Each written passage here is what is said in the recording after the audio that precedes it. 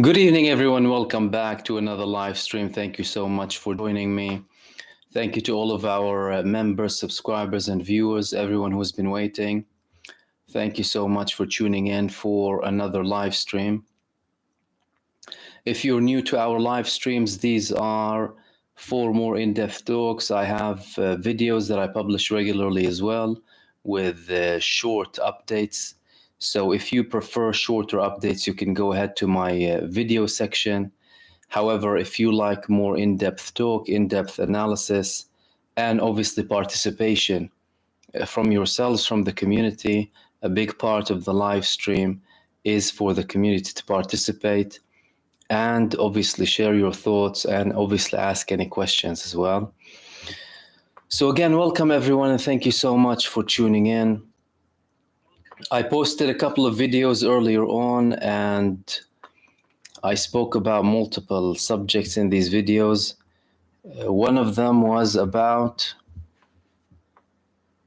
Israel offering to help Ukraine with the hospital that was bombed in Ukraine, and the Israeli ambassador, Michael Brodsky, saying that Israel has a reputation of a broad heart, and we want to make sure that we maintain that reputation of having a broad heart.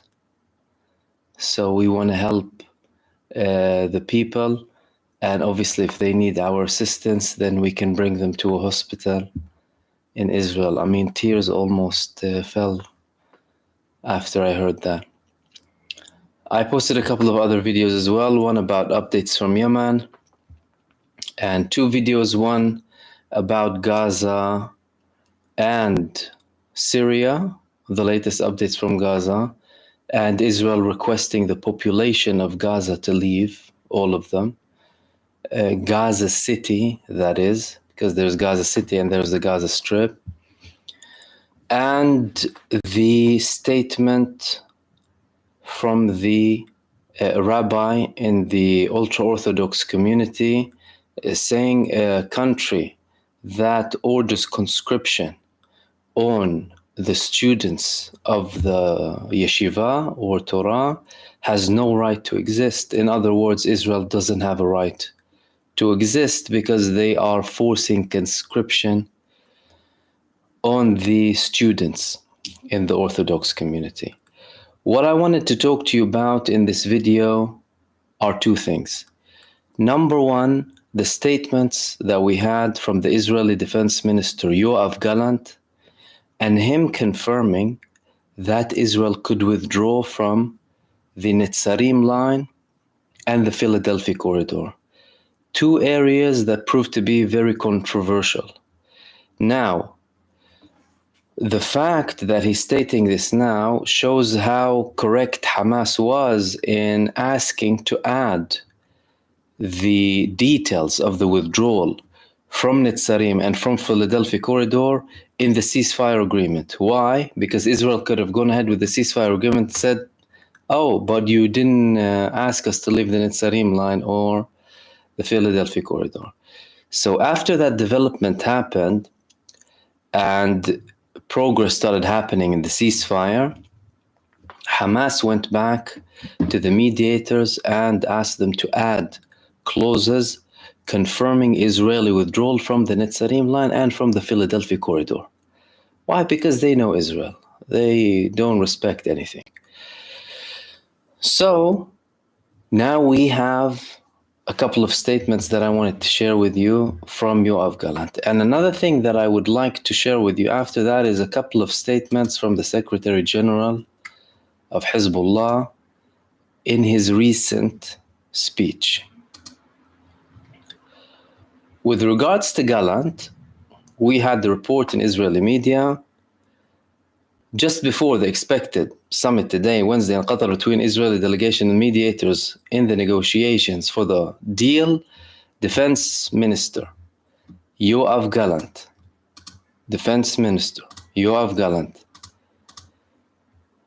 implicitly referred to Hamas's demand for an Israeli withdrawal from the Philadelphia corridor and the Rafah crossing and the Netzarim line. Gallant actually set a condition for such withdrawal. So he's showing willingness that Israel will withdraw, as Hamas is asking, but he is setting conditions. What's the condition?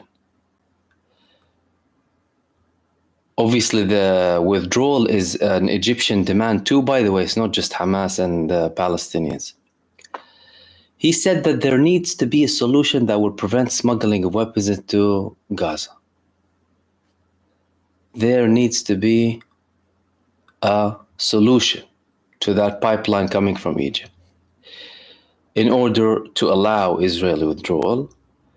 And obviously this would allow the progress in releasing the Israeli prisoners in Gaza.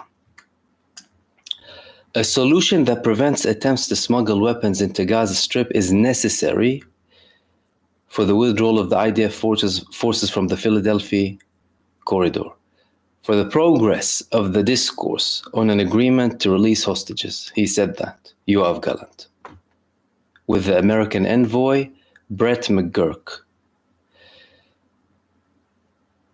Now, he's saying that they're willing to open the Rafah crossing, but they won't allow Hamas to return to the place. They want to open it, they're willing to withdraw, but they want to confirm that Hamas is not going to be there. In a statement on behalf of him, on behalf of Gallant, it was further stated that there is progress in the dialogue on the issue between Israel and Egypt led by the United States. This, with obviously the background of the meeting held by the security delegation led by the Shin Bet chief, Ronen Bar, in Cairo in the beginning of the week. During the visit there, the parties also discussed the issue of the Rafah crossing, and it was reported that the Israeli delegation will submit a request for the construction, listen to this, for the construction of an underground barrier to prevent smuggling of weapons. In this context, it should be noted that Ynet recently learned that 70% of the tunnels were discovered in Rafah crossed to Egypt and were sealed by Cairo. This is totally unsubstantiated, by the way, and they're publishing that to pacify the public, to tell them that, look, the majority of them are done, we just have a small amount left, and if we reach a ceasefire agreement, don't criticize us too much. They continued. Gallant also stated today that he and American envoy McGurk discussed the need to take advantage of the opportunity created to reach an agreement for the return of the abductees and about the possible ways to resolve the remaining gaps. Gallant thanked McGurk and the CIA chief Bill Burns for their personal involvement in the matter. Gallant expressed his appreciation to Ambassador McGurk. He thanked the American government for standing by Israel in promoting the return of the Israeli prisoners and achieving the goals of the war, according to him. Prime Minister Benjamin Netanyahu also met with the ambassador in his office in Jerusalem. On behalf of Netanyahu, it was stated that the two are on regional issues, discussed regional issues. The Prime Minister emphasizes commitment to the deal as long as Israel's red lines are preserved. In doing so, Netanyahu refers to the 5 principles he mentioned at the beginning of the week in the shadow of an answer that Hamas gave to the Israeli proposal. An answer that was perceived as his most flexible so far, although he received criticism about it.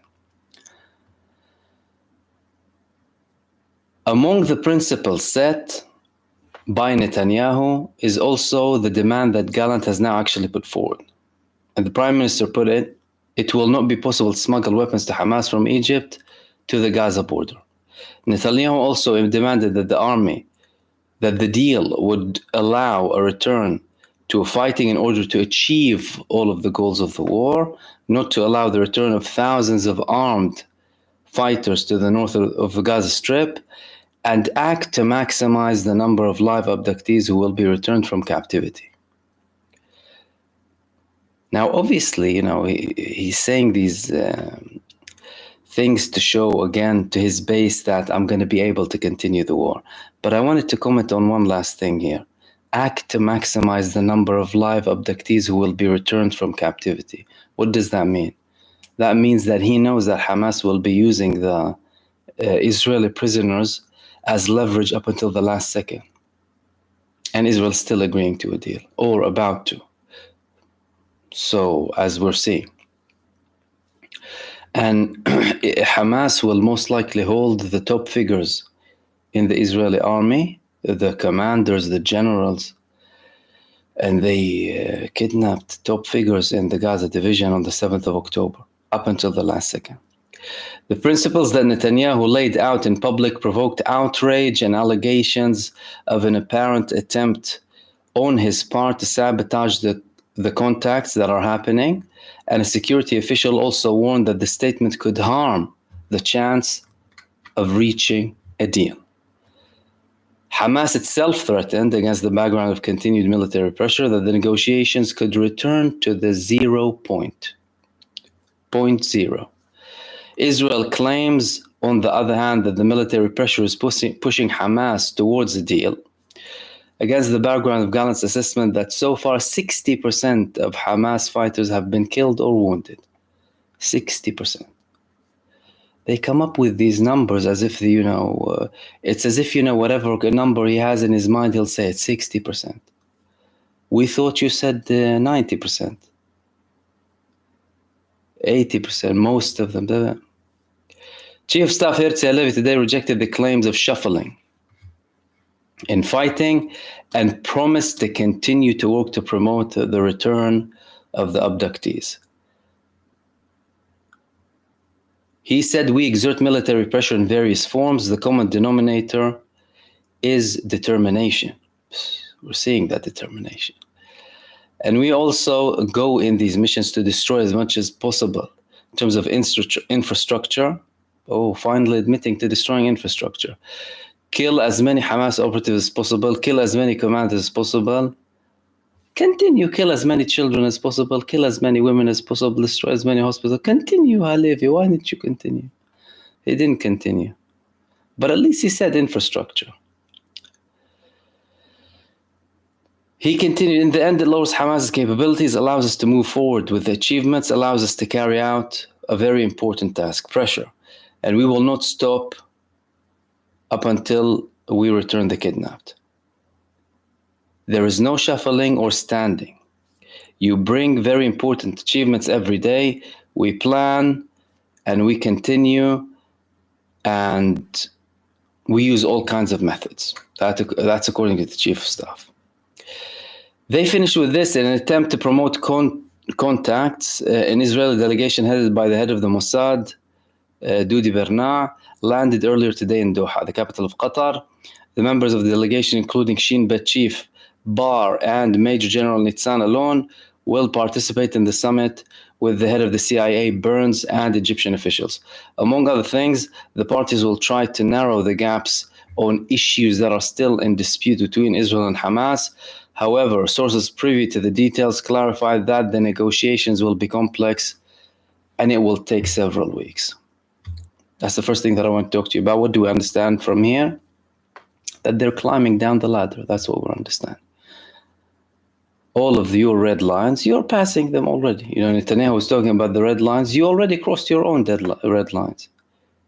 He previously said you have two options, either hand yourself in or die. Where was that going? He used to tell Hamas and Hamas leaders, you have two options, hand yourself in or face death. You're talking to them. You're being lenient, you're climbing down. And that stinks of defeat, of course. They're defeated, they're humiliated. That was the first thing that I wanted to talk to you about. The second thing that I wanted to talk to you about is we had obviously a speech from Nasrallah in which he made several statements. I'm going to read out the most important statements. One of them was, we accomplished our mission. This was something that raised eyebrows. But what did he mean by we accomplished our mission? What do you mean? Still hasn't finished yet. We accomplished our mission in exhausting Israel in Gaza and in Lebanon in this war of attrition, exhausting them. And he continued to make other statements. He said that killing leaders from Hezbollah increased the distance of the resistance missiles in the enemy's territory. Netanyahu does not know what he says, and his persistence on the Rafah operation is an admission of defeat, and he did not gain any victory, any achievement in this battle. The attrition in Gaza and in North Israel is leading to social problems that requires the enemy to have more troops. It's leading to social problems. We exhausted a large chunk of the enemy's forces, and we took them away from the battle in Gaza, and we reassured everyone that the north is related to Gaza, is connected to Gaza. The occupation hides the level of damage in North Israel, and this front is continuing to accomplish its missions. We are facing a new generation from the narcissistic occupation leaders who are willing to sacrifice everything in order to remain in power, hinting at Netanyahu, but others as well apart from Netanyahu. The international countries began to realize that the ceasefire in North Israel is connected to stopping the genocide in Gaza. Hamas is negotiating on behalf of itself and on behalf of the resistance movements and on behalf of the resistance fronts. And we will be pleased with what Hamas will be pleased with. This is an important statement. Hamas negotiates on behalf of itself, the resistance fronts, the resistance movements, and the resistance fronts regionally. And we are happy with what Hamas is happy with. We will accept, we're pleased with what Hamas will be pleased with. This shows you the level of coordination, the level of unity between the resistance fronts, although they are in different territories that face plenty of challenges. This on its own is a significant accomplishment, a significant step forward. If there's a ceasefire in Gaza, we will have a ceasefire in Lebanon. If Netanyahu persists on continuing the battle, he will be taking his entity into disaster, into oblivion. These were the key things that the Secretary General of Hezbollah, Sayyid Hassan Nasrallah, said in his speech. Again, very calculated, telling you what's happening, what we're going to do. We are connected with Gaza, and we will be pleased with what the resistance is pleased with. Obviously, with those statements, we have actions on the ground. Yesterday, we had the second episode of their UAV covering the Golan Heights. We had tensions in Syria that I spoke about in another video, and I assumed to be connected with Lebanon, by the way. One day after we had this bombardment of the Golan Heights, in which Israelis were killed in, we had action, certain activity from the Syrian forces, and Israel attacked them. Again, are they sending a message to Israel that we are in coordination? And if you continue, then don't rely on the fact that the Golan front will be quiet, okay? Because Hezbollah's main operation area is the Lebanese-Israeli borders. Golan Heights, though, they constantly send messages with the Golan Heights. And these were the things that I wanted to share with you. Let me open the space up for all of you. Check if you have anything for me. Again, welcome everyone, and thank you so much for joining in for another live stream.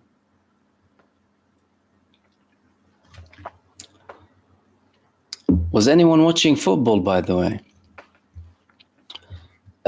We still have good numbers in the live stream. I thought many people would be engaged in Euro 2024.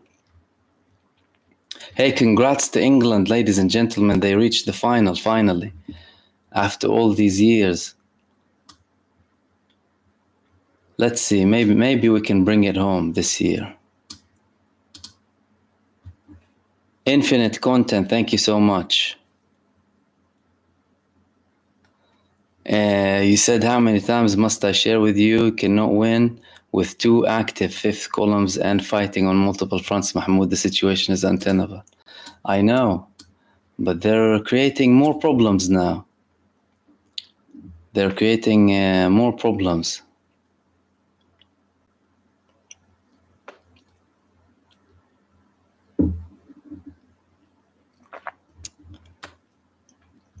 Okay.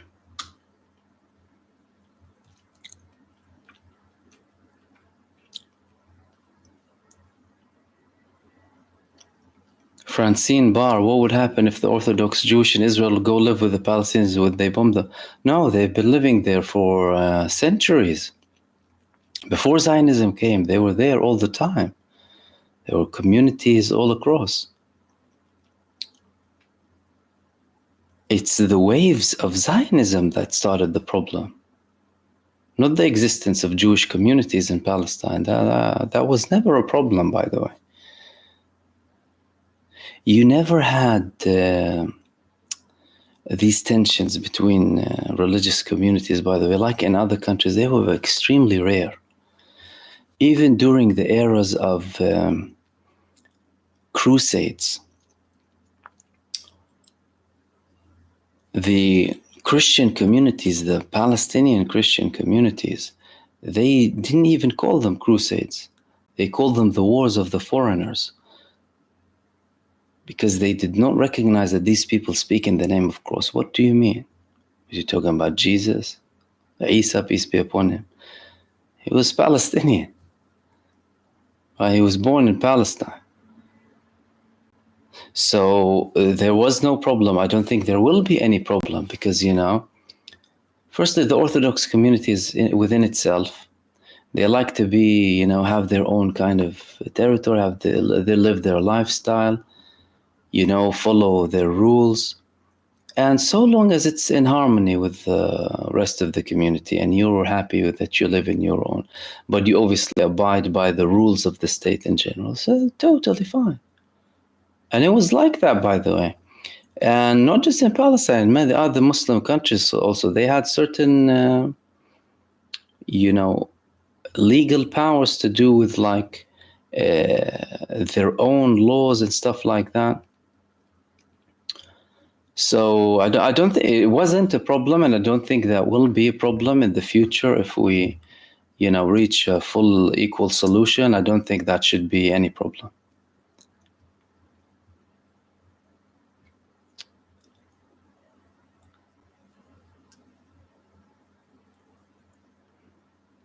Silvestra Pejakic, Gallant said that they destroyed 60% of Hamas. Is that true? Is there any hope left at all? That is, they don't know what they're doing, let alone that being true. They don't know what's coming tomorrow. Yoav Gallant and Benjamin Netanyahu, they probably don't know which shoes they're wearing, these people. Plus, they're hyper-pathological liars. The medical term of a pathological liar, someone who lies consistently 5 times a day for 6 months consecutive. You're talking about a country that's been lying every time it breathes for the past century. All lies. 60% of Hamas. And look at the contradiction. We won't allow them to go back to the north. What do you mean you won't allow them? They are in the north. Who's attacking you in the north? Are you what are you fighting with some ghosts? You know, what is this? Let me open 2 chats so I don't miss stuff from you here.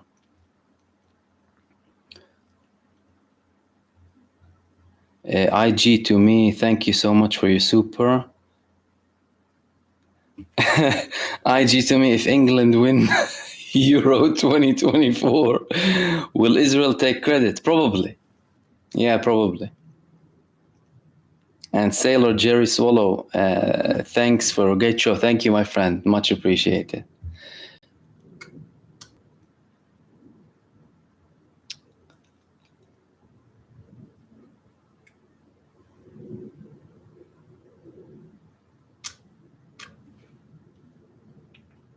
Letitia, Israel's concerned about smuggling through the tunnels. Isn't Hamas' goal to get Israel out of Gaza and ending the siege and occupation? Then Israel would have no say in what is brought into Gaza. Absolutely, that's what should happen. But again, you're talking about an entitled country backed by entitled Western powers who think they have the right to tell other people how to live and what to do. And Israel has been imposing its will as a foreign entity, as a foreign terrorist entity in the region on the indigenous owners of the land. They've been used to that. And they have been enabled by the same powers that do the same thing all across the world. And I don't think they will get their say, by the way. Like they didn't get their say in the temporary ceasefire, like they didn't get their say now with what's happening now. Because don't forget, look at what was said before to understand where we've reached. They used to say everything was a red line. Ending the war is a red line. Releasing prisoners while stopping the war is a red line. Getting people back to the north was a red line. Everything was a red line. All of a sudden, all of these lines get blurry. And Netzarim in Philadelphia corridor, no way. 2 days ago, by the way, there was a statement from Gallant himself that it's out of the question. It's out of the question that we leave Netzarim. Then they do another U-turn. If they were a car, they'd be drifting 24/7, doing U-turn, U-turn, U-turn. So they won't get their way with that as well.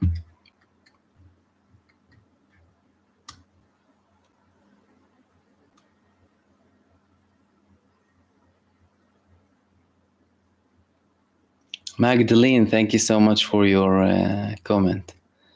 Much appreciated, and everyone else as well. TikTok viral, thank you for your super. TikTok on YouTube. They will attack Hezbollah to get the US involved. The US already told them, I won't be able to help you like I helped you with Iran. Help you defend yourself like we helped you defend yourself with Iran. What does that mean? You can dream on about us attacking with you because your own people are not willing to attack with you. You're begging your own population to fight for this defeated army. Your son, Netanyahu, is in our country, Miami. Don't you think the American people are seeing that? What kind of example are you setting? They're not going to do that. Plus, there's too much at stake. And we won't even be able to defend you in the same manner that we defended Iran. Well, of course they'd say that because they can't technically. Israel has 8 anti-air defense systems, right? What is the US going to do with shorter range missiles, with a group that's destroying the capability of Israel's air defense systems, including batteries, radars, the everything, equipment, staff, command bases, factories? What are they going to do? Naz, thank you as well for your super.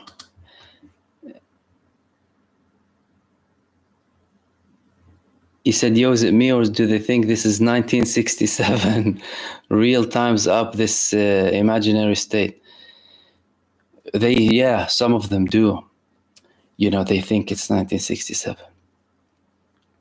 They took down Arab armies in 6 days. And they can't take a movement in a year of genocide. Things have changed, but it's difficult for them to swallow. Thank you so much for your super.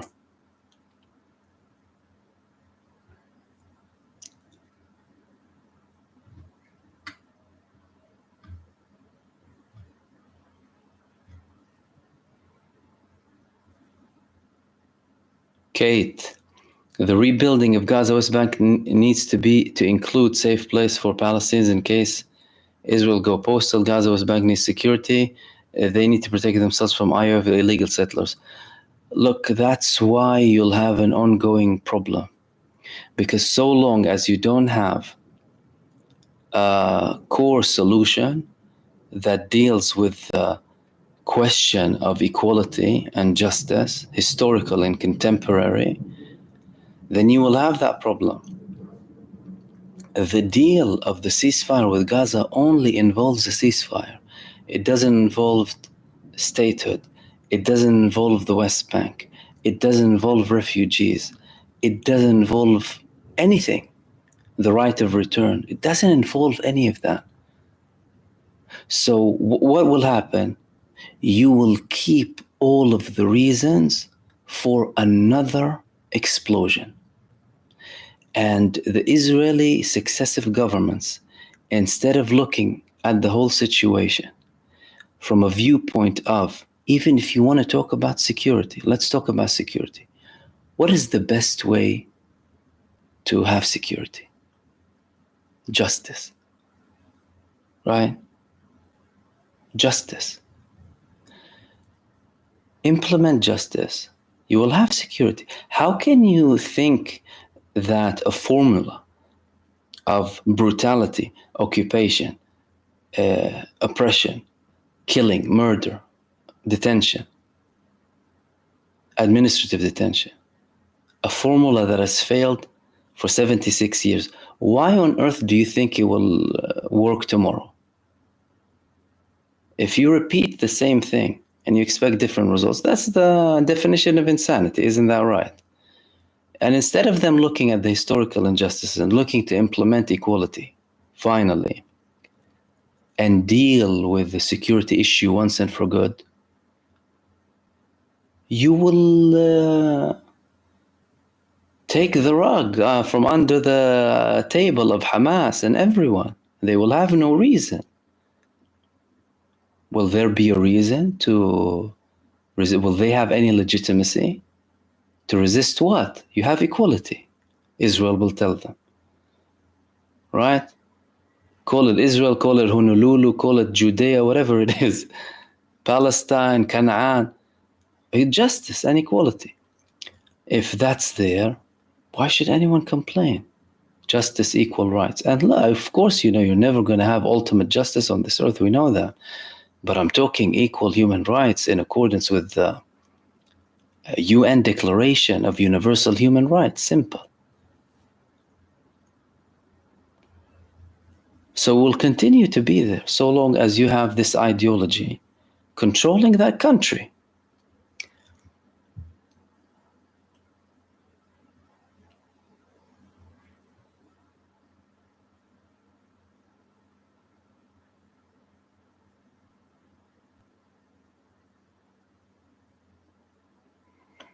Marvin Vergus, has Bibi come to the UK asking for money, support? When was the last time? And when is he planning to come again? He's heading to America. I doubt that he would want to come to the UK. I mean, of course, he's not going to be welcome here. He's not going to be welcome in America by the people, right? By the majority of the people. The government will probably welcome him. But again, you know, with this level. Look, don't forget that the movement for Palestinian rights in the UK is big, and it's a tough one. I mean, you have Starmer in power. He's a Zionist. Like, he justified genocide. He supported cutting electricity and water off children in hospitals. And he called on his party members to oppose a ceasefire. Let's not forget that. Meaning that the man has blood on his hands, a lot of it. But, I mean, Netanyahu has more interest in the US. I mean, it's the US that provide the majority of what Israel needs. The UK does help. It helps with surveillance. It helps with stuff, of course. They still legitimize them and stuff. But not to the extent of the United States. The United States is the big patron. It's the enabler. Israel is part of it.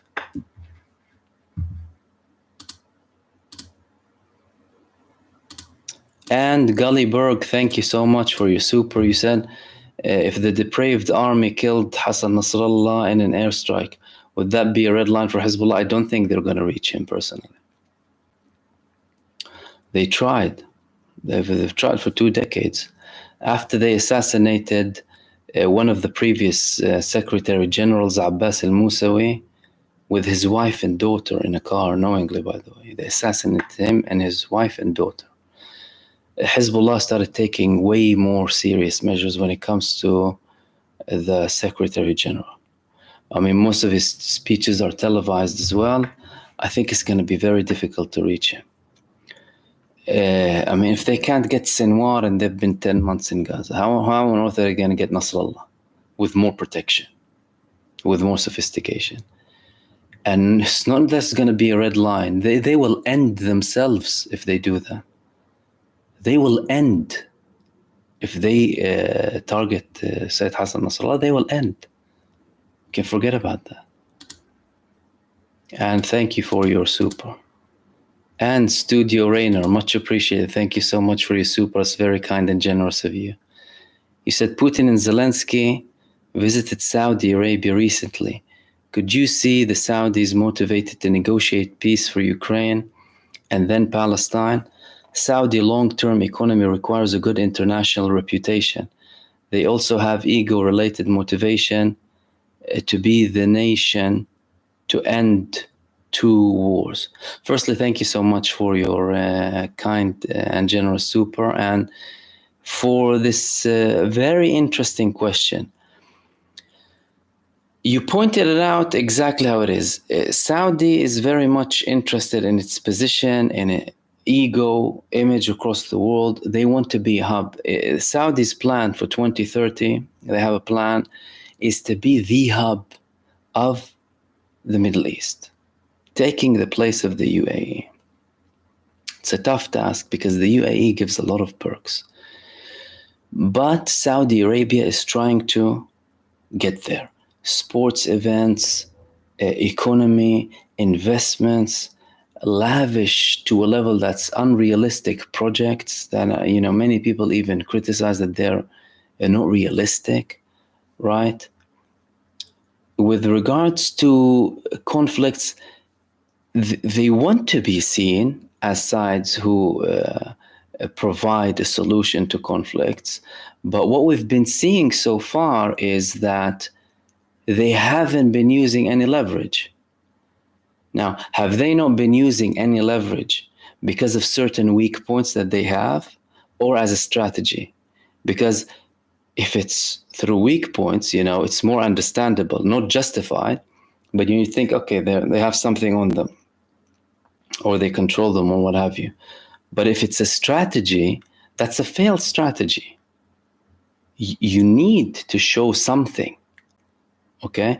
Especially when you talk about genocide. I mean, Saudi Arabia had the late King Faisal. King Faisal in 1973, he made an oil embargo. The US suffered. they had to reach a solution. He was later on assassinated by someone who shouldn't have been there, and shady assassination. You know, I think it was probably a message from the deep state in the US to the Saudi royal family. But what he did at the time proved that the Saudi government can use its oil leverage. So they can use leverage without bloodshed. You see, that's the thing we've been talking about. Use the leverage. It doesn't mean you have to send your armies or whatever, but you have leverage. Cutting ties, oil, economic, currency, all of these things. Withdraw investments from... But they haven't used any of that. And I think that's a failed strategy. And if they're looking to be a key player, not only in terms of financially, like getting more funds in, right? They're going to have to take more serious measures. And again, thank you so much for your kindness and for your question.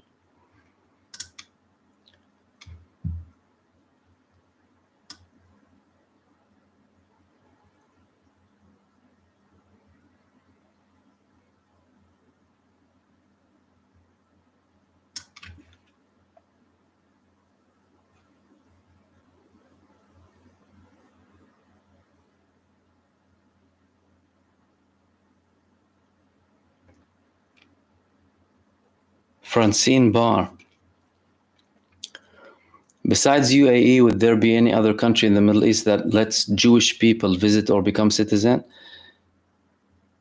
Jewish people, why not? Yeah, normal. If you talk about Israeli, then you could have potential problems. Why? Because Israeli, and some of them don't have ties, that would cause a problem, right? I think the Abraham Accords, what is labeled as the Abraham Accords, has taken a sharp U-turn, and I don't think many countries will be joining in. Israel was offered a very, very comfortable deal just a few months back that they missed, by the way. They were offered an all-out deal. The US administration offered them an all-out deal that included Saudi Arabia, potential peace with other countries too, a Palestinian state on 1967 territories, peace with Saudi Arabia, deals with them, and the US would be included in that deal. They refused. And at the time, some people in Israel were baffled. They were like, we have the deal. We have the deal that we want. Peace with Saudi Arabia. Benjamin Netanyahu has been lobbying for a deal with Saudi Arabia for 2 decades, by the way. Don't think that it's, by the way, the Arab states going to Israel. It's Israel going to the Arab states. Why? Because as a thief state, they really beg for recognition from the people around them so that they can feel more comfortable in their own skin. They know that they're rejected by the peoples of the region. So they try and do something with the governments. Although when they do something with the governments, you don't see it happening with the people. Like they've had a peace treaty with Egypt for decades now, over 40 years. Did the Egyptian people make peace with Israel? Or was it the governments? It was the government. Likewise with Jordan. Why is that? It's because, firstly, the governments to a very large extent do not represent the people. Secondly, the people would have probably a different opinion if they didn't see continued atrocities against the Palestinian people from this state. So I think that's done. And the sooner the people start talking about the day after apartheid Israel, the merrier. Because what we should be talking about is the day after apartheid, the day where justice will be implemented from the Jordan River to the sea, and everyone will live equally. Those who don't like it, you can go somewhere else.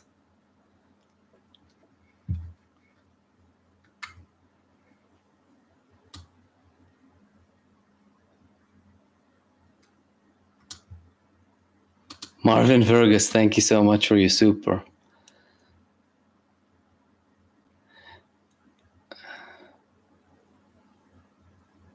Paul Ambrose, interesting, very interesting.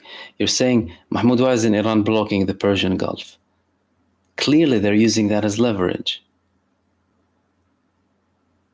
They're not blocking the Hormuz Strait, okay?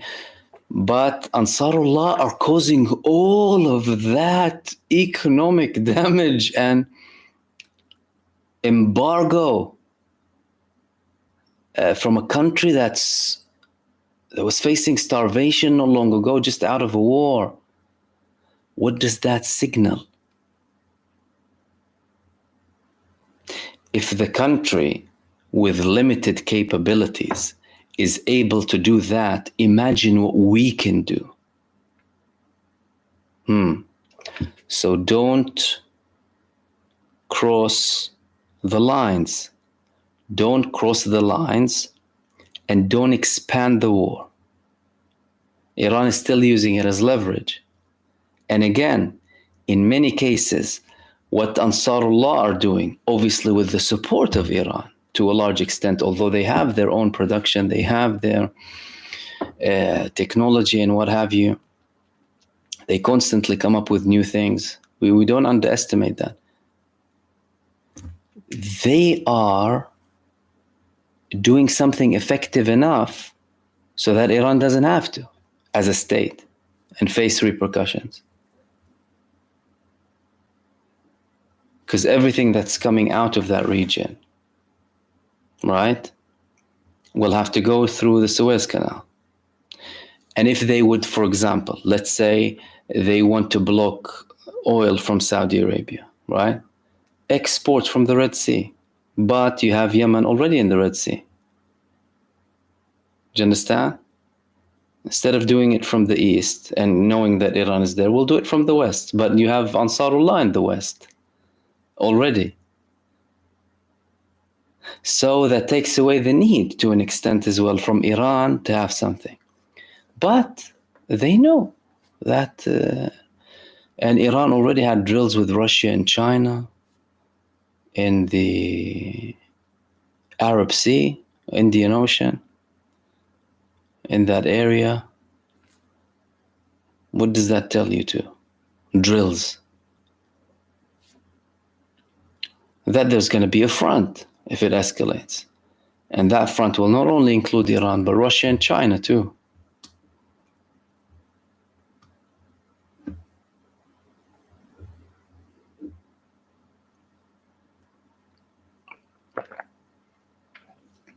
Maybe Lynn, American military cargo planes are arriving in unprecedented manner towards Ben Gurion Airport in Tel Aviv, lots of arms shipments. That's been the case since the beginning.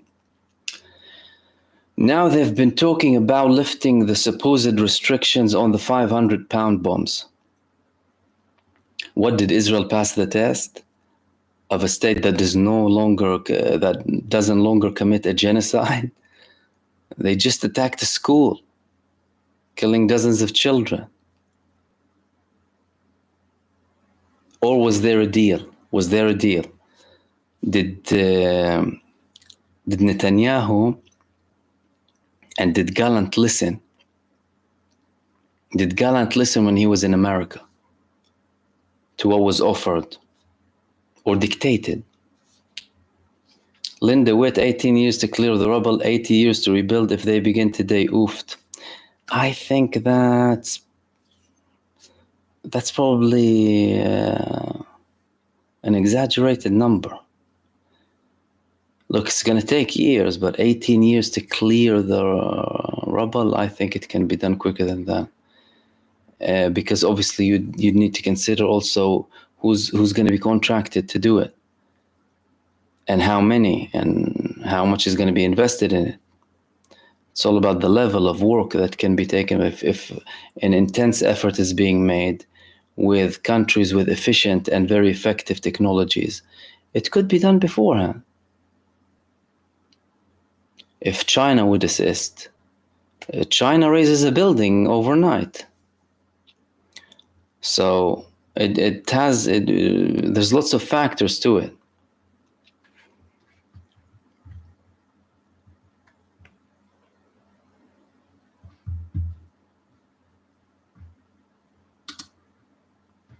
And Studio Rainer, again, thank you so much for your super. You said Ukraine ceasefire and Gaza ceasefire are tied together. Do you agree? Also, love your work. Keep it up. Thank you so much, my friend. I don't think they're tied.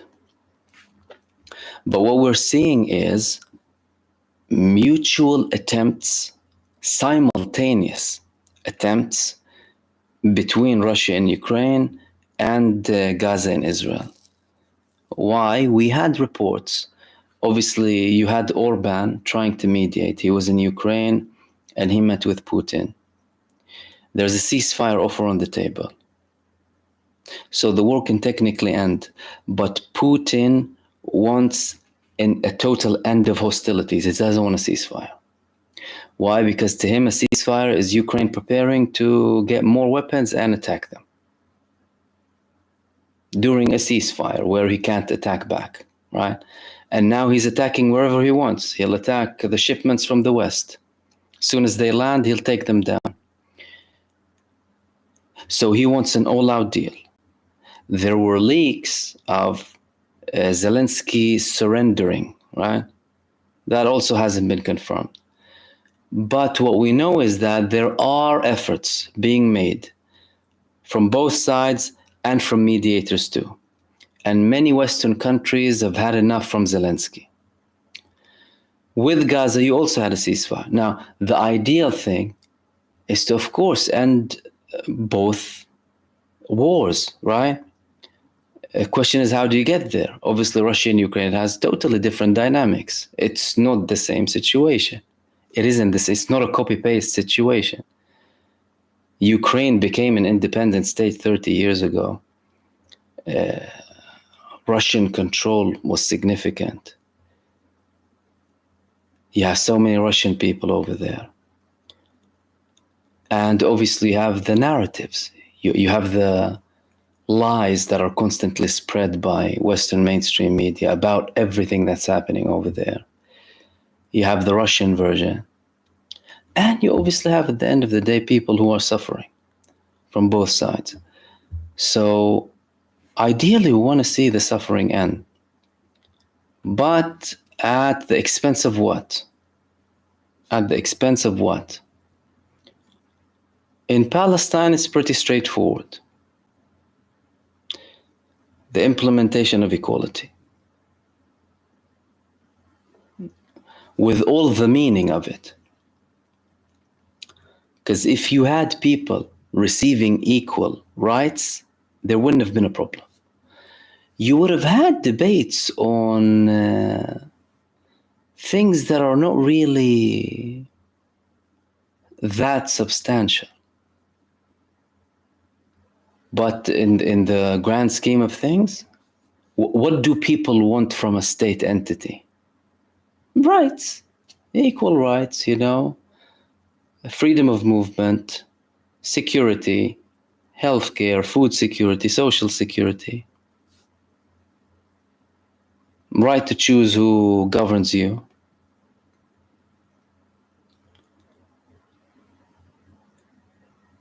In Russia, obviously, you have the 4 territories under dispute now.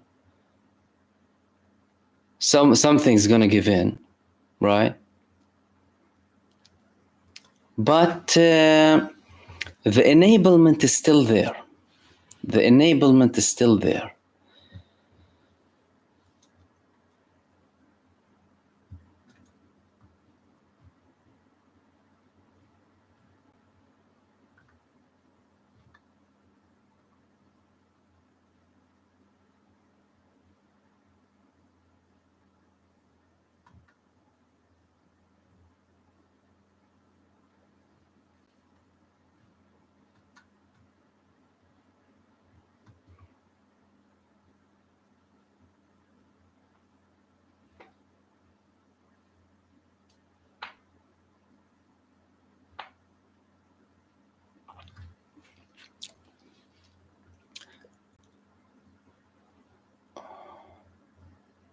SSH, can you tell the deal what Morocco did with Israel, like selling to...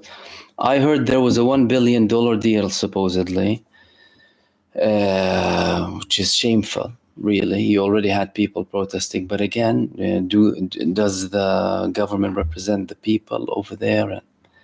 It's shameful what the government is doing. And I'm 100% certain that the Moroccan people are not happy with that. Teshikoma, you're asking about the new state in the north of the pariah state. Nothing new, really. They're just complaining more and more and asking for more decisive action against Hezbollah actions, particularly after the death of 2 Israelis yesterday. At least that was what was reported by Israel.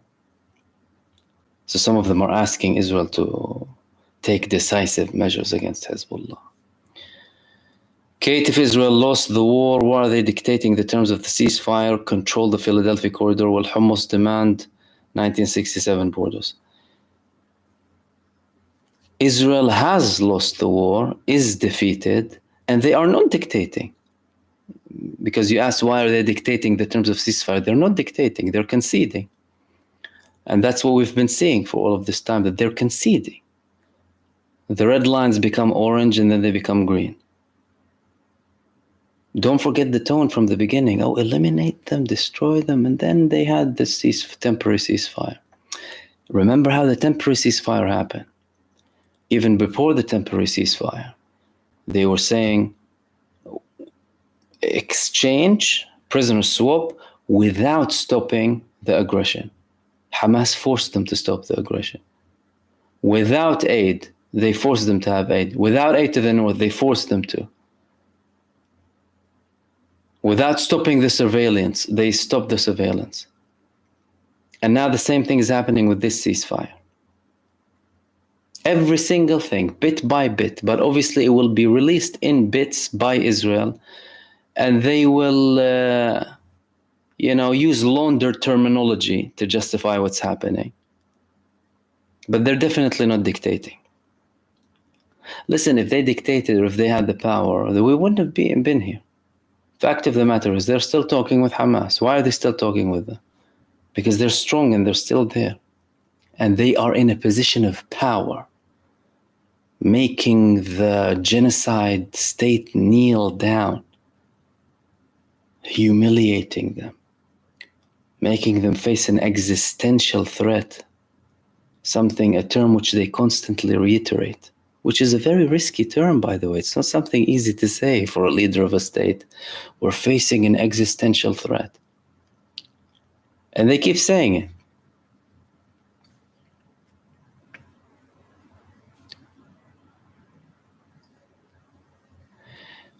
Mr. Omar, what do you think of the possibility of the Palestinian Authority turning against Israel? Is that even possible? Or could it be when Netanyahu funded Hamas and it backfired? Well, with the current leadership, no. With certain elements in the West Bank Authority, yes. And we already have seen examples of people turning against the will of the Palestinian Authority. Because don't forget, when you talk about the Palestinian Authority, the Palestinian president is as much of a puppet as others are. He has no power. He's just there for show. He's just there to legitimize what Israel's doing in the West Bank and sugarcoat it under the banner of the peace process. A peace process that's been going on for 31 years now, with the damage only being applied on the Palestinian side.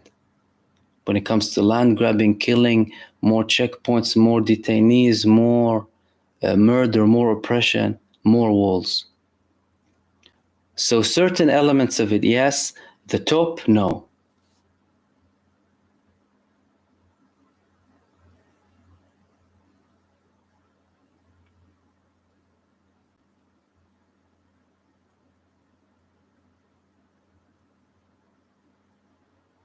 And case saying about this torture in prison and people leaving. This is what the state does. Everyone leaving the Israeli prisons on average losing 20 to 30 kilos.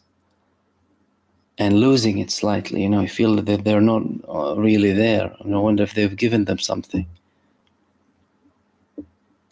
But you know, the good sign is with some of them, after they leave, after a while, it's like they recover. You know, I'm not sure if it's just the starvation and, you know, the lack of sleep and the torture taking their toll on them for months, obviously. And then when they recover for a few days, it's as if they refreshed. And we pray that all of them get released.